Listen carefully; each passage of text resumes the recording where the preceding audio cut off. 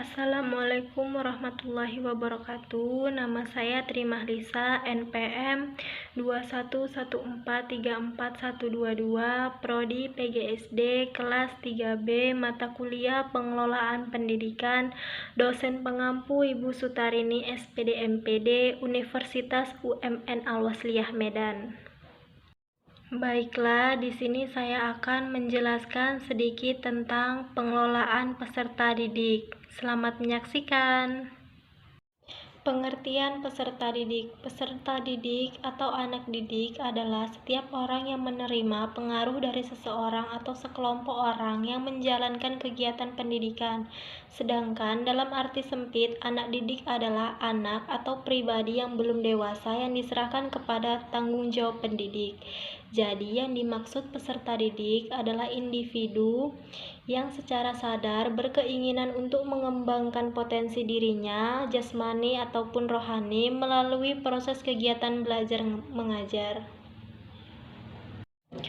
Pengertian pengelolaan peserta didik adalah layanan yang memusatkan perhatian pada pengaturan, pengawasan, dan layanan siswa di kelas dan di luar kelas seperti pengenalan atau orientasi, pendaftaran, layanan individual, pengembangan keseluruhan kemampuan, minat, kebutuhan sampai ia matang di sekolah. Tujuan pengelolaan peserta didik menurut Sudrajat 2010 adalah mengatur kegiatan peserta didik agar kegiatan-kegiatan tersebut menunjang proses pembelajaran di lembaga pendidikan atau sekolah. Lebih lanjut, proses pembelajaran di lembaga tersebut dapat berjalan lancar, tertib, dan teratur, sehingga dapat memberikan kontribusi bagi pencapaian tujuan sekolah dan tujuan pendidikan secara keseluruhan.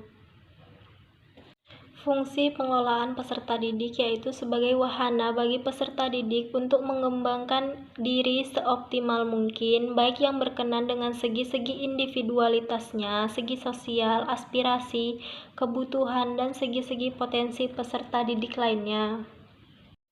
Tahapan dalam pengelolaan peserta didik terbagi menjadi 8, yaitu yang pertama 1. Analisis kebutuhan peserta didik, yang kedua rekrutmen peserta didik, yang ketiga seleksi peserta didik, yang keempat orientasi calon peserta didik, yang kelima penempatan peserta didik, yang keenam pembinaan dan pengembangan peserta didik, yang ketujuh pencatatan dan pelaporan kemajuan peserta didik, dan yang terakhir yaitu kelulusan dan alumni. Prinsip pengelolaan peserta didik terbagi menjadi 5, yaitu 1. Pengelolaan peserta didik dipandang sebagai bagian dari keseluruhan manajemen sekolah. Yang kedua yaitu segala bentuk kegiatan pengelolaan peserta didik haruslah mengemban misi pendidikan dalam rangka mendidik para peserta didik.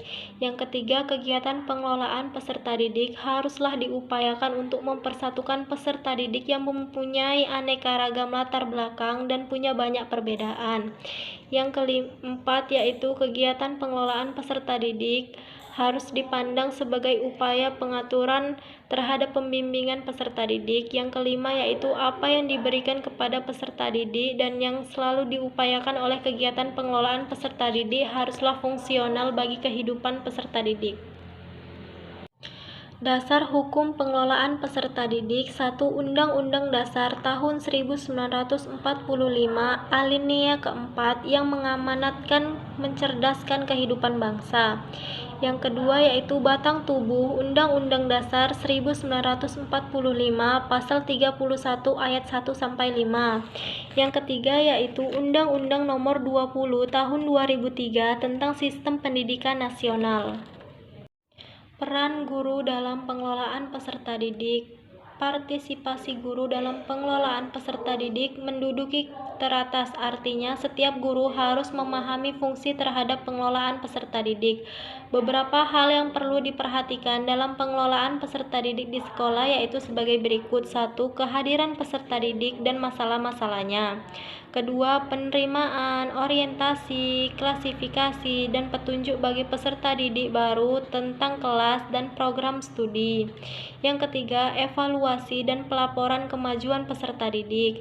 Yang keempat, program bagi peserta didik yang mempunyai kelainan seperti pengajaran perbaikan dan pengajaran luar biasa. Yang kelima, pengendalian disiplin peserta didik. Yang keenam, program bimbingan dan konseling. Yang ketujuh, program kesehatan dan pengamanan.